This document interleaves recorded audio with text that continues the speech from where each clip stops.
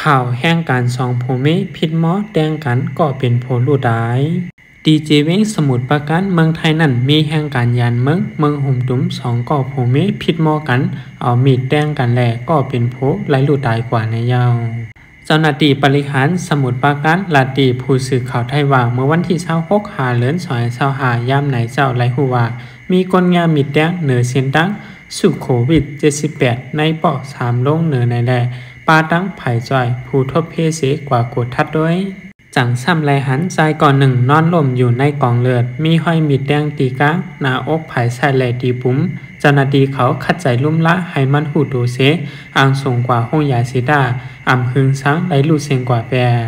ดีอันอ่ำจำอ่ำกายก่อมีนางยิงก่อนหนึ่งนางเสียหายอยู่จื้อมันห้องว่านางเลือนค้ำอายุ25 ปีมันนั่งหลัดดีเจ้าหน้าที่เขาว่าก็อันหมาเจ็บนั่นเป็นโผมันจื้อห้องใจอ่องเต้งอายุ26 ปีทั้งสองก็อาจเป็นได้เมื่อคำวันที่25ย่ำกลางค่ำ11 โมงปลายมันกว่าจอมไข่โผมันนั่งอันกว่ากินเหล้าตีร้านอาหารมันนั่งว่าอ่ำลีกินเหล้าน้ำมาเฮาเมื่อเฮิรนก้อยกะโผมันจังใจลำเส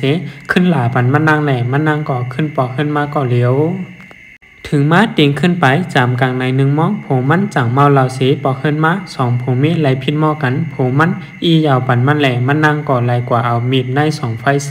มาเหกลางตัวก็เป็นโผซ้ำหิมเอามีดในมือมัน2 ขาหิมมีดนั่นเส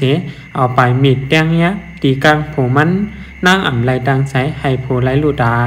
2 ขาหักกันเสเอากันมาไหล3 ปีวางแผนว่าเดมีลูกอ่อนก้วยกาโผมันนั่นปอเมาเหล้ามากใกล้ๆเฮ็ดให้หังมันตาสีในยาวเจ้าหน้าที่บริหารลาดว่าห้อยหมาเจ็บดีโดใจอ่องเต้งนั่นเหมือนดังใจแต้งไว้กอบไหนดี10 กดทัดซับเซกว่า